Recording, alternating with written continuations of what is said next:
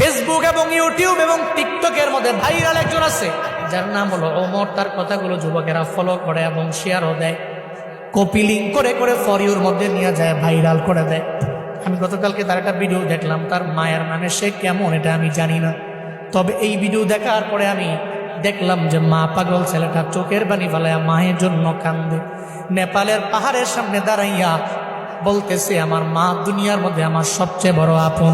আমার মায়ের বিরুদ্ধে কথা বললে আমি কোনো আইনও মানি না, কাউরে আমি চিনি না, কারণ মায়ের মতো আপন আমার দুনিয়ার মধ্যে কেউ হতে পারে না। সে বলতে লাগলো, যখন আমার বাবা নাই, আমার মা ছাড়াই পৃথিবীতে আমার আপন যখন কেউ নাই, আমার মায়ের গার্মেন্টসে চাকরি করে করে করে করে কোনো রকম জিন্দেগি চালাইয়া আমারে ফালাইয়া যায় নাই, বরং পরিশ্রম করে করে আমার মা স্কুলের মধ্যে আমারে পড়াইলো। আজকে আমি অনেক মশহুর হয়ে গেলাম, প্রসিদ্ধ হয়ে গেলাম, সবাই আমারে চিনে, তবে আমি মায়েরে ভুলতে পারি না। নেপালের পাহাড়ের সামনে দাঁড়াইয়া বলতে লাগলো, মা জীবনে কোনোদিন আপনারে আই লাভ ইউ মা বলা হয় নাই, আমি আপনারে ভালোবাসি, আমি আপনারে পছন্দ করি, এটা বলা হয় নাই।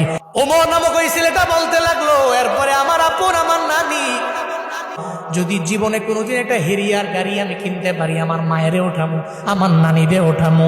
যুবকেরা তোমরা অন্যান্য বিষয়গুলো টিকটক দেখা দেখে অন্যজনদের ফলো করো, তবে এটা কেন ফলো করো না?